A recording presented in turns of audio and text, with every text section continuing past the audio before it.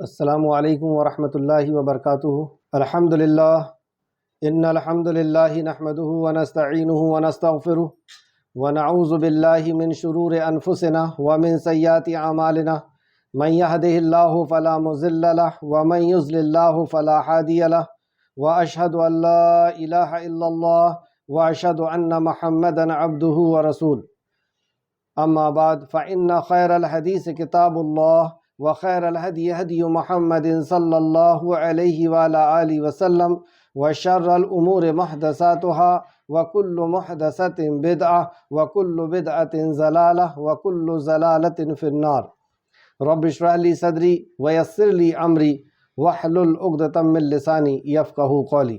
رب زدنی علما رب زدنی علما رب زدنی علما، آمین یا رب العالمین۔ ہر قسم کی تعریف اور شکر اللہ رب العزت کے لیے لائق اور زیبا ہے، جو ساری کائنات کا ایک و تنہا خالق، مالک، مربی اور منتظم ہے۔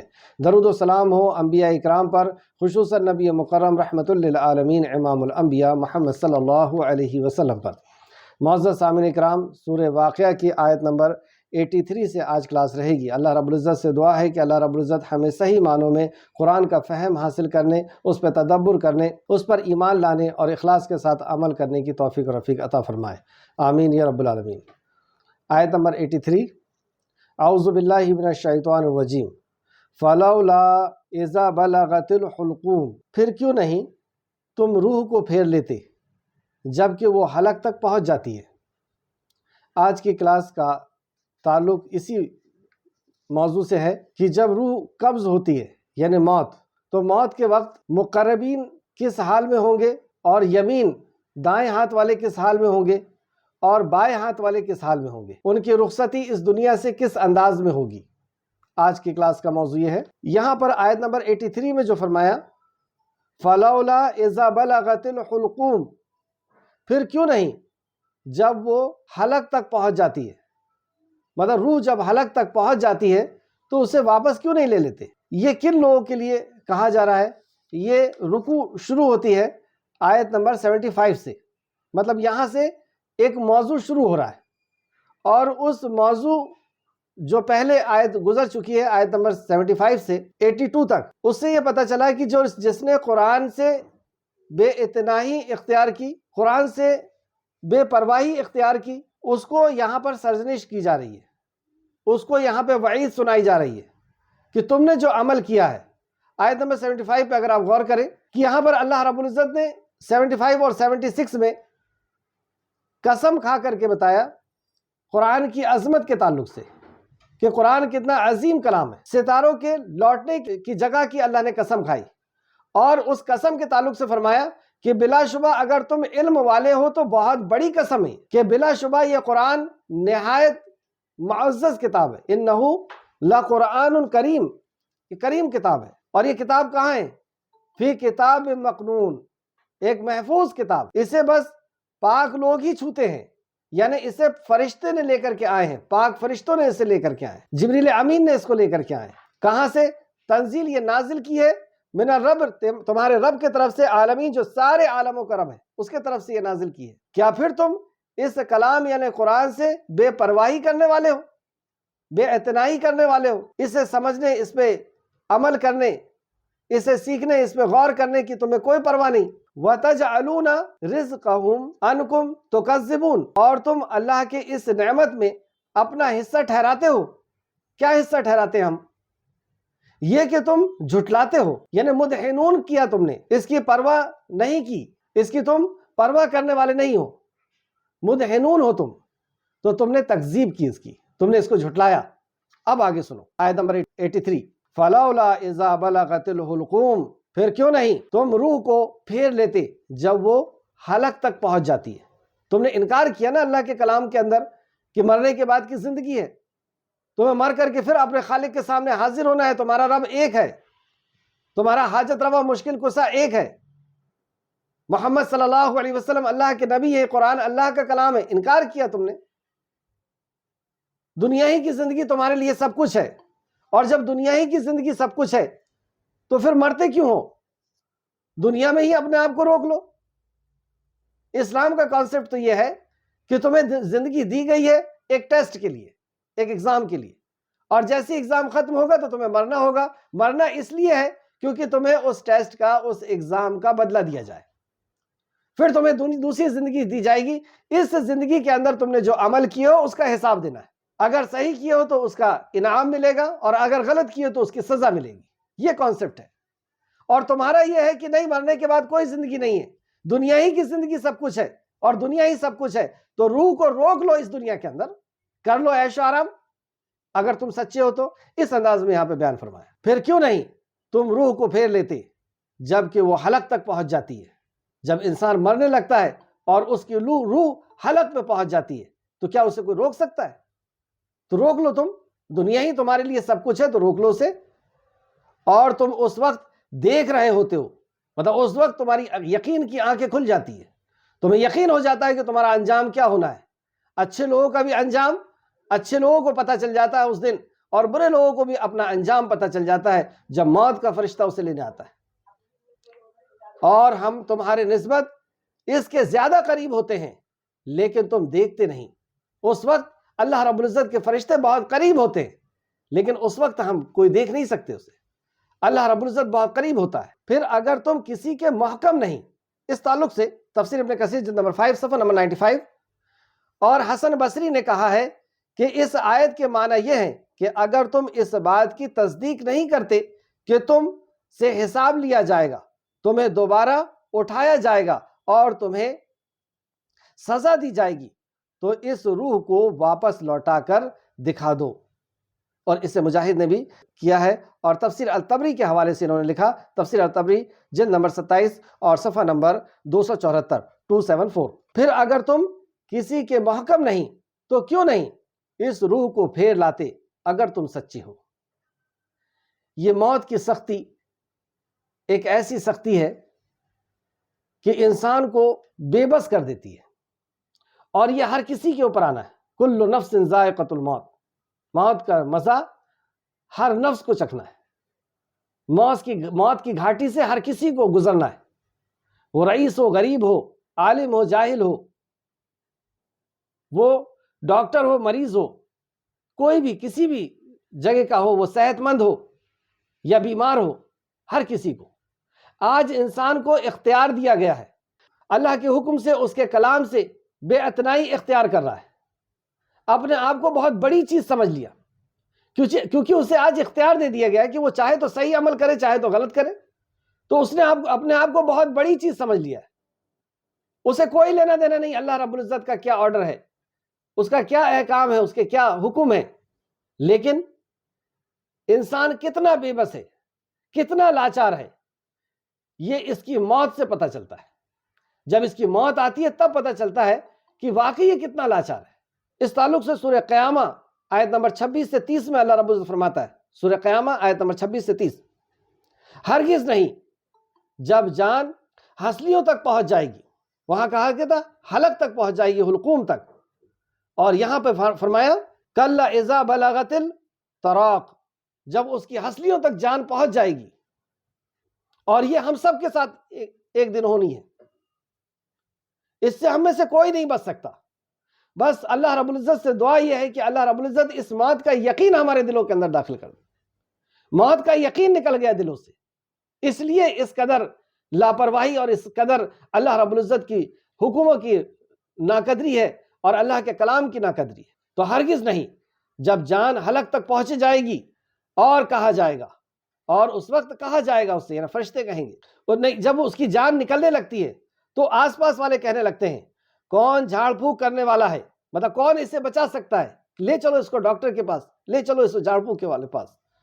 اور اس نے سمجھا کہ اب وقت فراق کا ہے. اب وہ سمجھ جاتا ہے جس کی موت آتی ہے کہ اب وقت جو ہے وہ فراق کا ہے، اور پنڈلیوں سے لپٹ جاتی ہے، پنڈلی سے رگڑنے لگتی ہے. یہ سائن ہے روح نکلنے کے وقت کا. اس دن آپ کے رب کی طرف چلنا ہوگا، مطلب کوئی نہیں روک سکتا، جانا ہی پڑے گا. سورہ انعام آیت نمبر 61-62 61-62. اور وہ اپنے بندوں پر غالب ہے. اللہ اکبر. ہمارے اوپر ہمارا رب پوری طرح غالب ہے. جب جیسا چاہے ویسا حکم فرمائے ہمارے لیے، جیسی چاہے تقدیر لکھے. اور جیسا چاہے ہمارے جسم کے ساتھ سلوک کا حکم دے۔ اس نے چھوٹ دیا ہے تو اپنے آپ کو بڑی چیز نہ سمجھیں، ہم اس کی گرفت میں ہیں، جب چاہے گا وہ چھوٹ کو ختم کر دے گا۔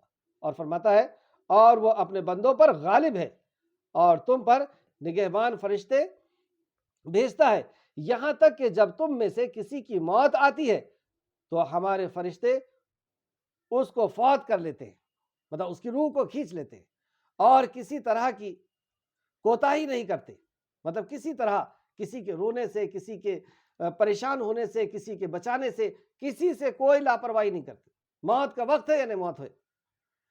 پھر قیامت کے دن تمام لوگ اپنے مالک برحق تعالیٰ کے پاس واپس بلائے جائیں گے۔ یہ اس لیے موت ہے کہ موت کے بعد تمہیں پھر زندہ کیا جائے گا اور اپنے خالق کے سامنے حاضر کیا جائے گا۔ سن لو کہ حکم اس کا ہے اور بہت جلد حساب لینے والا ہے۔ سن لو، یہ فیصلہ ہے کہ یہ حکم اس کا ہے کہ تمہیں موت سے کوئی نہیں بچا سکتا۔ تو انسان کی عقل کو موت کی سختی ختم کر دیتی ہے۔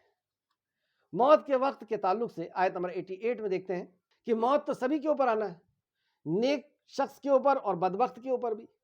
تو یہاں پہ جیسے 3 گروپ کا ذکر چل رہا ہے، ایک وہ جو مقربین ہیں، جو اللہ کے قربت والے ہیں، قریب والے ہیں، ان کی بھی موت آئے گی۔ وہ لوگ جو یمین ہیں، دائیں ہاتھ والے ہیں، ان کی بھی آئے گی۔ اور وہ لوگ جو اللہ رب العزت کے نافرمان ہیں، اور نافرمانوں میں سر فہرست انکار کرنے والے، کفر کرنے والے، مشرک ہیں، منافق ہیں، اس قسم کے بھی جو لوگ ہیں، ان کی بھی موت آئے گی۔ تو موت کا انداز کیسا ہے، کس انداز سے آتی ہو؟ اللہ رب العزت فرماتا ہے فَأَمَّا إِن كَانَ مِنَ الْمُقَرِّبِينَ، پس لیکن اگر وہ یعنی جو مردہ ہے مقربین میں سے ہے۔ مقربین کون؟ کہ جو فرائض کی پابندی کرتے ہیں، نوافل کا اہتمام کرتے ہیں، حرام چیزوں سے رک جاتے ہیں اور کبائر سے رک جاتے ہیں، گناہوں سے رک جاتے ہیں۔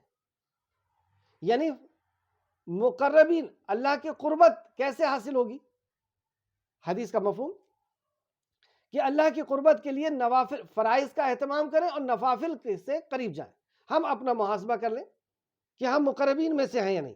مقربین کے تعلق سے تفسیر ابن کثیر جلد نمبر 6 صفحہ نمبر 96، من المقربین، اللہ کے مقربین میں سے، ان سے مراد وہ لوگ ہیں جو واجبات یعنی فرض اور مستحب امور کو سر انجام دیتے ہیں۔ واجبات جو اللہ رب العزت نے ان کے اوپر واجب کر دیا ہے اس کو، اور مستحب کو جس کو اللہ رب العزت پسند کرتا ہے ان عمل کو سر انجام دیتے ہیں، اس پر وہ پابندی سے عمل کرتے ہیں۔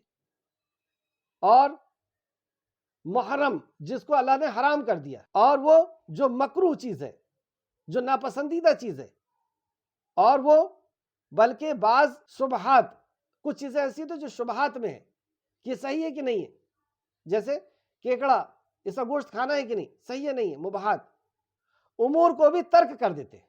یعنی حرام کو تو ترک کرتے ہی کرتے ہیں، مکروہ کو جو پسند نہیں ہے اس کو بھی ترک کر دیتے ہیں، اور مباح کو بھی ترک کر دیتے ہیں۔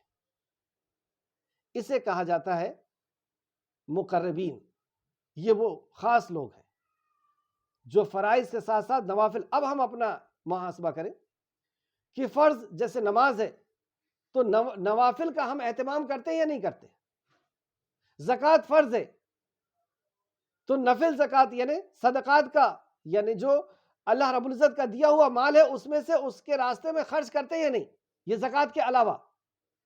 روزہ فرض ہے لیکن نوافل روزے کا، جیسے رمضان المبارک کے بعد 6 روزے، اس کا اہتمام، یا دوسرے جو روزے اس کا اہتمام کرتے ہیں یا نہیں کرتے۔ حج فرض ہے تو کیا ہم نفل یعنی عمرہ کرتے ہیں یا نہیں کرتے؟ تو فرائض کے بعد نوافل کا یہ اہتمام کرتے ہیں، حرام چیزوں سے رکتے ہیں، مباح چیزوں سے رکتے ہیں۔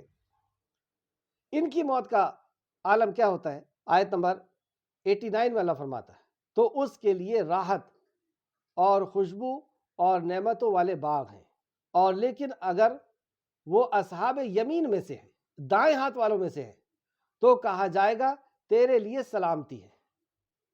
دیکھیے دونوں کے لیے الگ الگ پیغام آ رہے ہیں۔ تو اس کے لیے راحت اور خوشبو اور نعمتوں والے باغ ہیں، اور لیکن اگر اصحاب یمین میں سے ہے، دائیں ہاتھ والوں میں سے ہے، تو کہا جائے گا تیرے لیے سلامتی ہے کیونکہ تو اصحاب یمین میں سے ہے۔ اچھا یہاں تک دیکھیں آیت نمبر 91 تک، اس کی تفسیر میں رحمت کے فرشتے کہتے ہیں نکل اے پاک جان جو پاک جسم سے تھی، اسے آباد کیے ہوئے تھی۔ یعنی یہ نبی کریم صلی اللہ علیہ وسلم فرمانے کہ جب نیک لوگوں کی روح نکلتی ہے تو اس کی روح کیسے نکلتی ہے؟ فرشتے آتے ہیں اور ان سے کہتے ہیں نکل اے پاک جان جو پاک جسم میں تھی، مطلب اس کے جسم کو بھی پاک کہتے ہیں، کیونکہ جو روح اگر پاک ہے تو جسم کو بھی وہ پاک رکھے گی۔ اگر روح ہی خراب ہے تو پھر وہ عمل بھی خراب ہوں گے، وہ آرڈر بھی خراب ہوں گے۔ تو جسے آباد کرتی تھی، مطلب تو نے اس جسم کو آباد کیے ہوئے تھا، راحت اور رحمت، رزق و خوشبو، اور ایسے رب کی سے خوش ہو جا جو تجھ سے ناراض نہیں ہوگا۔ اب اسے راحت کا اور خوشبو کا اور اللہ کی ہر نعمتوں کا ذکر کرتے ہیں، اور اللہ رب العزت سے خوش ہو جا کہ اب وہ تجھ سے ناراض نہیں ہوگا، ایسا کہہ کر کے اس کی روح کو استقبال کرتے ہیں اور اس کی روح کو جسم سے نکالتے ہیں۔ سنن نسائی حدیث نمبر 1834، اور بھی حدیث کی کئی کتابوں میں، تفسیر ابن کثیر جلد نمبر 6 صفحہ نمبر 96 سے آپ اس کو دیکھ سکتے ہیں۔ ایک اور حدیث دیکھیں، امام احمد رحمۃ اللہ علیہ نے عطا بن صائب سے روایت کیا ہے کہ سب سے پہلے دن جس میں میں نے عبد الرحمن بن ابو لیلہ کو پہچانا، مطلب یہ تابعی ہے اور یہ کہتے ہیں کہ وہ دن جو پہلے دن میں نے عبد الرحمن بن ابو لیلہ کو پہچانا، وہ سفید سر اور داڑھی والے ایک بزرگ تھے، مطلب اس وقت وہ بہت بزرگ تھے، ان کے داڑھی اور سر کے بال سفید ہو چکے تھے، جو گدھے پر سوار تھے اور ایک جنازے کے ساتھ جا رہے تھے۔ میں نے انہیں یہ کہتے ہوئے سنا کہ مجھ سے فلاں بن فلاں نے بیان کیا، جس نے رسول اللہ صلی اللہ علیہ وسلم کو یہ فرماتے ہوئے سنا۔ انداز دیکھ رہے ہیں ہم، پہلے راویوں کا ذکر کہ میں نے کس سے سنا، پھر اس نے کس سے سنا، اور پھر اس نے رسول اللہ سے سنا، اور ساتھ میں کیفیت بھی بتا رہے ہیں۔ جو شخص اللہ تعالیٰ کی ملاقات کو پسند کرے تو اللہ تعالیٰ بھی اس کی ملاقات کو پسند کرتا ہے، اور جو شخص اللہ تعالیٰ کی ملاقات کو ناپسند کرے تو اللہ تعالیٰ بھی اس کی ملاقات کو ناپسند کرتا ہے۔ یہ سن کر کچھ لوگوں نے رونا شروع کر دیا۔ آپ نے فرمایا، مطلب جو راوی ہے وہ فرماتے ہیں، آپ نے فرمایا، اور یہ حدیث ماں عائشہ صدیقہ رضی اللہ عنہ سے بھی ملتی ہے جو بخاری میں ہے، کہ نبی کریم صلی اللہ علیہ وسلم نے جب یہ فرمایا کہ اللہ رب العزت اس سے ملنا پسند کرتا ہے جو اس سے ملنا پسند کرتا ہے، اور جو اس سے ملنا پسند نہیں کرتا اللہ بھی اس سے ملنا پسند نہیں کرتا، تو ماں عائشہ صدیقہ رضی اللہ عنہ نے بھی سوال کیا تھا کہ یا رسول اللہ ہمیں سے کون پسند کرتا ہے کہ ہم مر جائیں؟ تو آپ نے بھی یہی فرمایا تھا۔ تو آپ نے فرمایا تم روتے کیوں ہو؟ لوگوں نے عرض کیا موت کو تو ہم ناپسند کرتے ہیں۔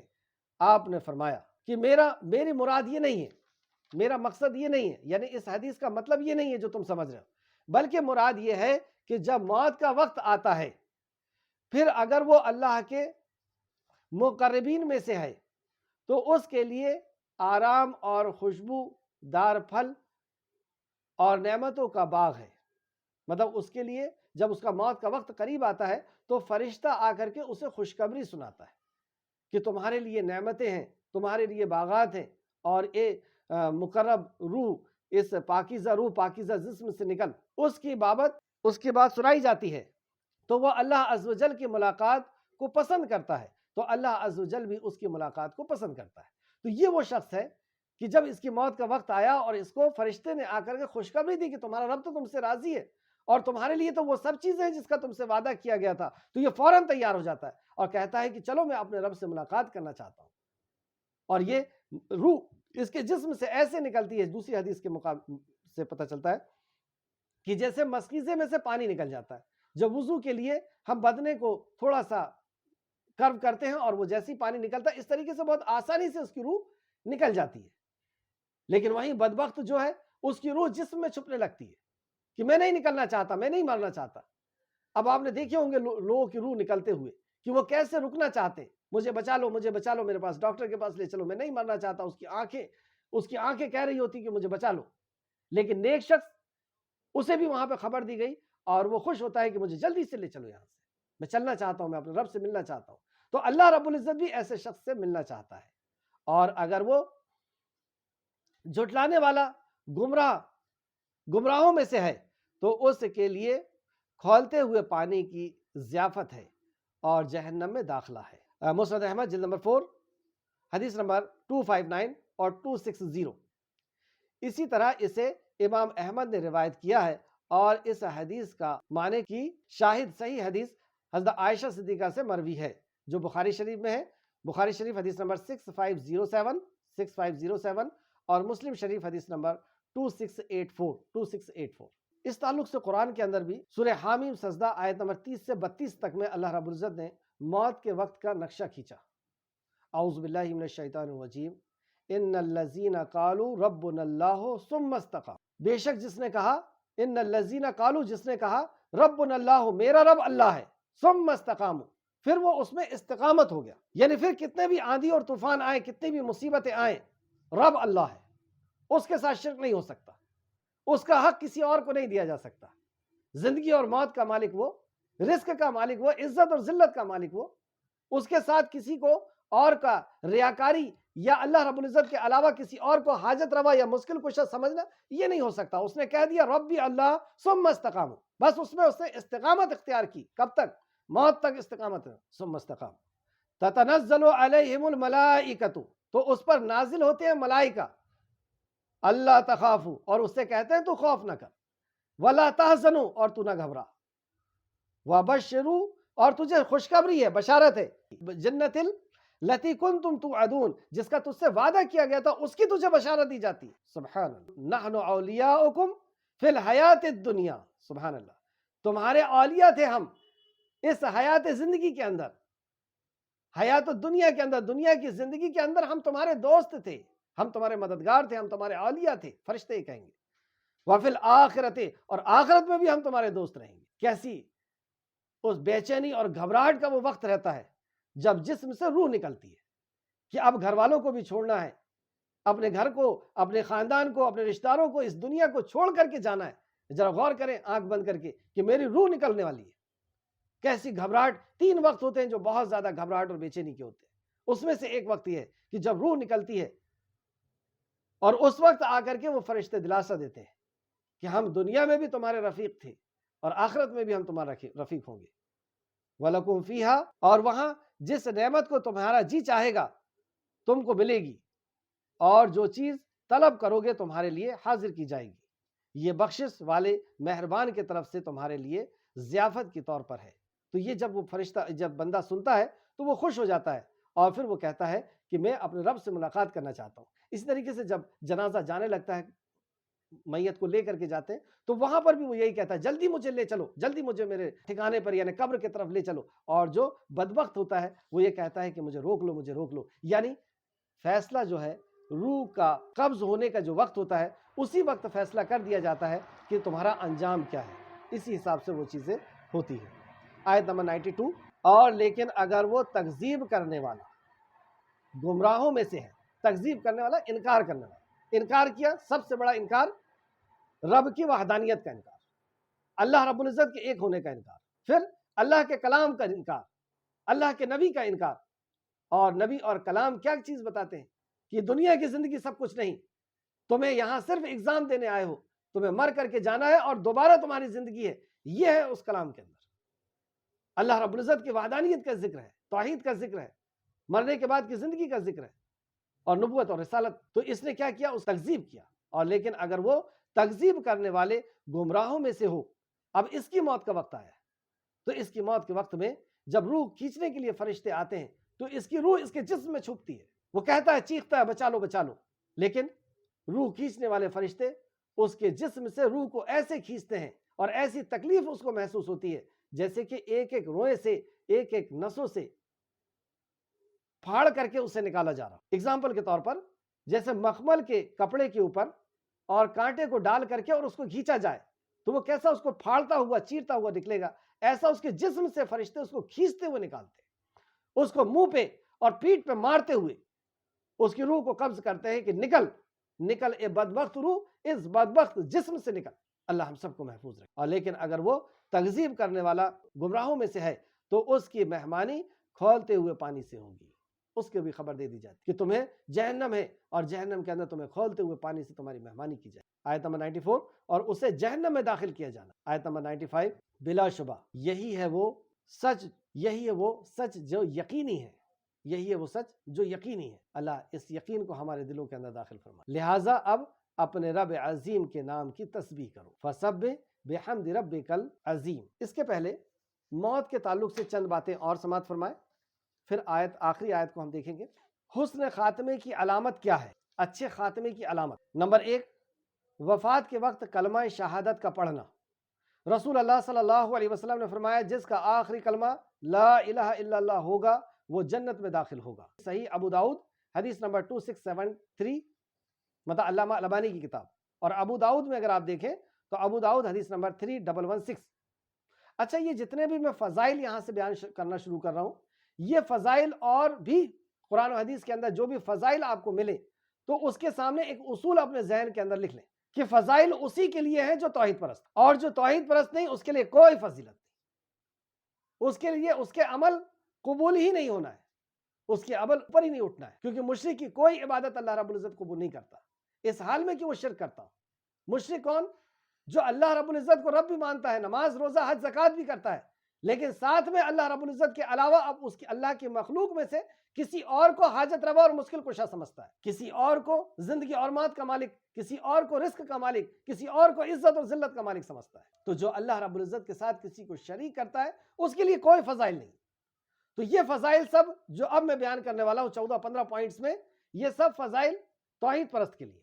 تو توحید پرست اگر اس کا آخری کلمہ، اور ویسے بھی کلمہ توحید پرست کو ہی نصیب ہوتا ہے جو آخری کلمہ اس کا ہوتا ہے۔ دوسرا، وفات کے وقت پیشانی پر پسینہ نمودار ہونا۔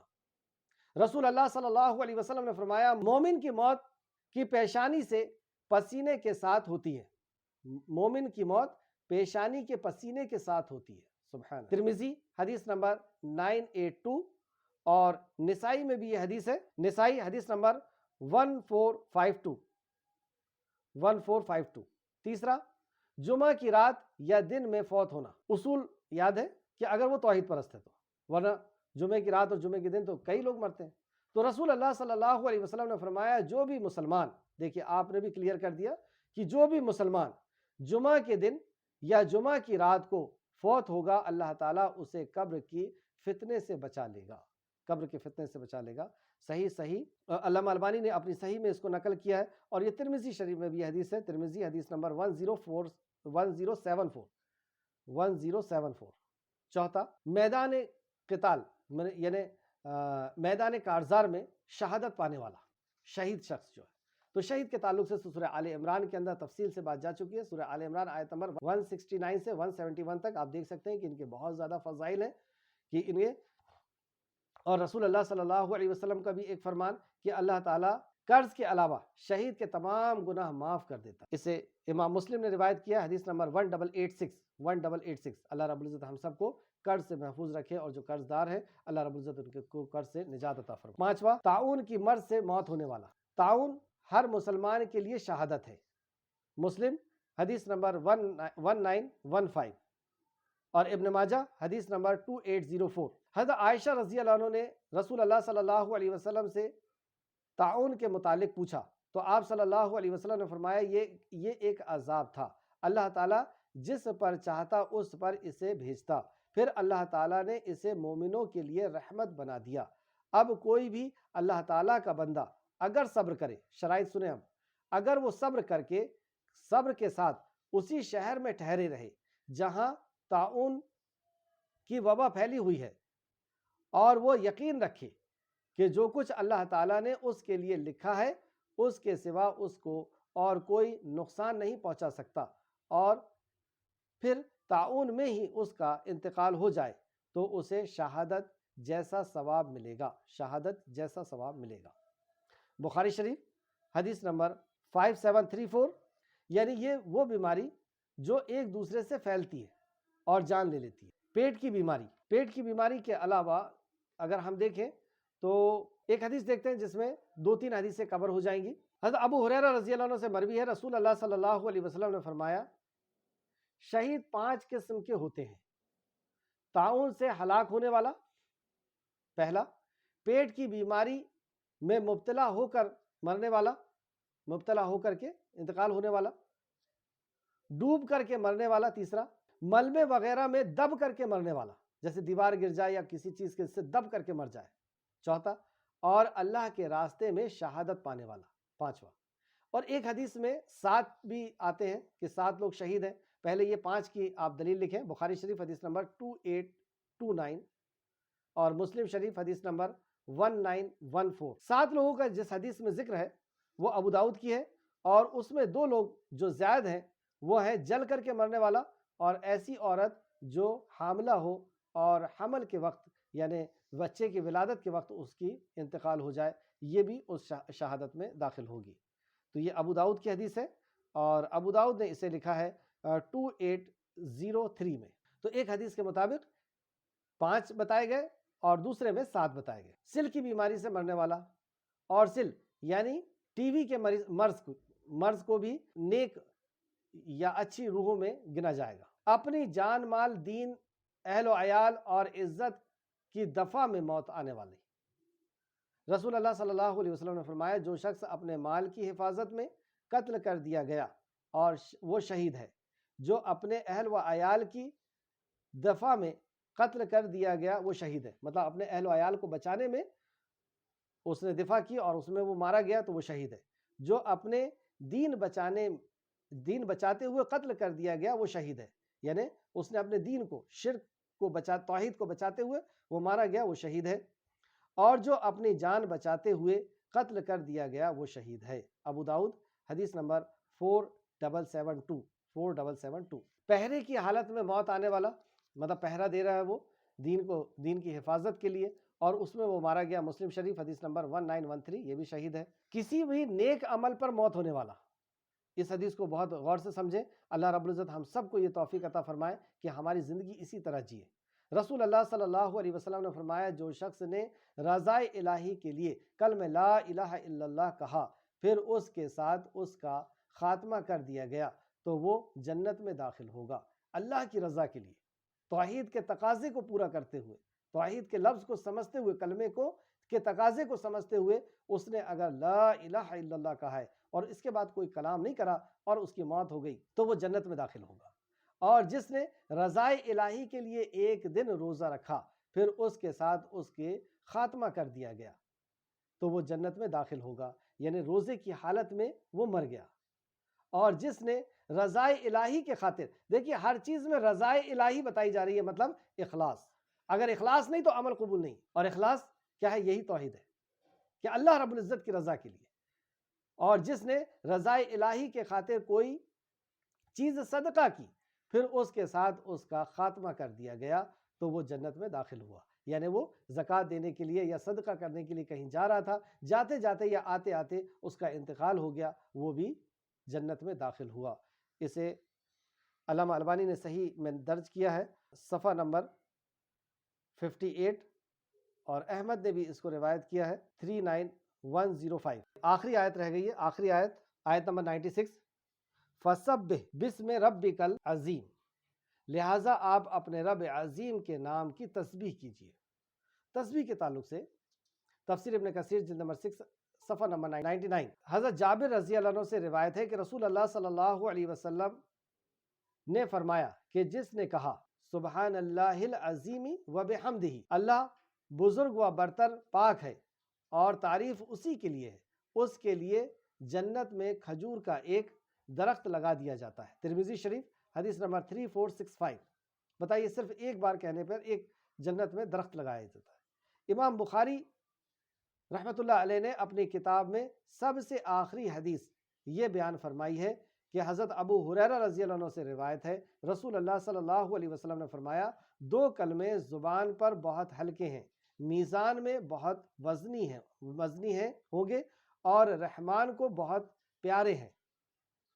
زبان پہ ہلکے ہیں لیکن میزان میں جب ہمارا نام اعمال تولا جائے گا تو اس میں بہت بھاری ہیں، اور رحمان کو بہت محبوب ہیں، یعنی ہمارے رب کو بہت محبوب ہیں۔ اور وہ کلمے کیا ہے؟ سبحان اللہ وبحمدہ سبحان اللہ العظیم، سبحان اللہ وبحمدہ سبحان اللہ العظیم۔ یہ بخاری شریف کی آخری حدیث ہے، حدیث نمبر 6682۔ آج کی کلاس کا خلاصہ، سورہ واقعہ رکوع نمبر 16۔ ہماری زندگی کا مقصد ہم بنا لیں کہ اللہ رب العزت کی تسبیح میں ہمیں زندگی گزارنا ہے، اس کی توحید کی اس کی وحدانیت کا اعلان کرتے ہوئے. اور جو بھی آپ تسبیح دیکھیں گے تو اس میں اللہ رب العزت کی وحدانیت کا ہی اعلان ہوتا ہے، رکوع میں ہو، سجدے میں ہو. آیت نمبر 96. اللہ ہمارا رب ہے. قرآن رب کائنات کی طرف سے نازل کردہ کلام ہے، اللہ رب العزت کی طرف سے نازل کرتا ہوا کلام ہے. تو ہمیں اس کے ساتھ اسی انداز میں اس کو پا کر کے خوش ہونا چاہیے، اس پہ غور و فکر کرنا چاہیے اور اس پہ عمل کرنے میں خوشی محسوس کرنا چاہیے، کیونکہ یہ ہمارے خالق اور مالک کی طرف سے نازل کردہ کلام ہے. آیت نمبر 80 کی روشنی میں. دوسرا، تاروں کے مواقع اللہ تعالیٰ کے کامل نظام پر گواہی ہیں، جو اللہ رب العزت نے ان کو سیٹ کیا ہے اور ان کے نظام کو جو بنایا ہے. آیت نمبر 76.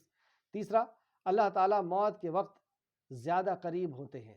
آیت نمبر 85 اور 83. اپنے رب عظیم کے نام کی تسبیح کرنا ہے. آیت نمبر 96. رسول اللہ صلی اللہ علیہ وسلم ہمارے رہنما ہے. نمبر 1، رسول اللہ صلی اللہ علیہ وسلم نے تسبیح کرنا سکھائی کہ کب کہاں کیسی، صبح شام کب کہاں کیسی تسبیح کرنا ہے، رکوع میں کیسی، سجدے میں کیسی، یہ سب نبی صلی اللہ علیہ وسلم سکھائی. آیت نمبر 96 کی روشنی میں. کامیاب لوگوں کے رویے. کامیاب لوگ، آج کی کلاس میں ہمیں پتہ چلا کہ جو تسبیح کرنے والے لوگ ہیں وہ کامیاب ہیں، جو اللہ کے کلام پہ غور و فکر کرنے والے، اس پہ عمل کرنے والے، وہ لوگ کامیاب ہیں. آیت نمبر 96 اور بھی دیکھ سکتے ہیں. ناکام لوگوں کے رویے. کلام اللہ سے بے اعتنائی برتنا، یہ ناکام لوگوں کے رویے ہیں کہ اس کو سیکھنے، اس پہ سمجھنے، اس پہ عمل سے جو بے اعتنائی کرتے ہیں، یہ ناکام لوگ ہیں. آیت نمبر 81 کی روشنی میں. دوسرا، کلام اللہ کو جھٹلانا. آیت نمبر 82. کلام اللہ کو جھٹلانا. گمراہ کرنا. آیت نمبر 92. آؤ کچھ کر لیں. کتاب کا کام کرنا ہے انشاءاللہ تعالی. مطلب کتاب کا کام سے مراد کہ پہلے اس کو خود ایمان لانا ہے، اس پہ تدبر کرنا ہے، اس کو پڑھنا ہے، اس پہ تدبر کرنا ہے، اس پہ عمل کرنا ہے اور لوگوں تک پہنچانا ہے. منزل ہے کہاں ہماری؟ کیا میں نے کلام اللہ سے بے اعتنائی نہ کرنے کا ارادہ کر لیا ہے کہ اب جو زندگی گزر چکی، موت قریب ہے اور موت کا فرشتہ کبھی بھی آ سکتا ہے، اب ہمیں قرآن سے بے اعتنائی نہیں کرنا ہے، اب ہمیں قرآن کے ہو جانا ہے. کیا میں نے یہ ارادہ کیا ہے؟ کیا میں نے کلام اللہ کو جھٹلانے سے بچنے کا ارادہ کر لیا ہے؟ اللہ رب العزت سے دعا ہے کہ خالق مالک جو کچھ بھی ہم نے پڑھا، جو ہم نے سمجھا، اس پہ ہمیں مزید پڑھنے اور غور و فکر کرنے، سمجھنے کی تو توفیق عطا فرما. ایمان دے اور اخلاص کے ساتھ عمل کرنے کی ہمیں توفیق دے. جب تک کہ خالق مالک ہمیں زندہ رکھ، ایمان کے ساتھ ہمیں زندہ رکھ اور ہمارا خاتمہ بالخیر فرما، کہ ہمیں فرشتے آ کر کے کہیں کہ چل اے پاکیزہ روح اپنے رب کی طرف. آمین یا رب العالمین. السلام علیکم ورحمۃ اللہ وبرکاتہ.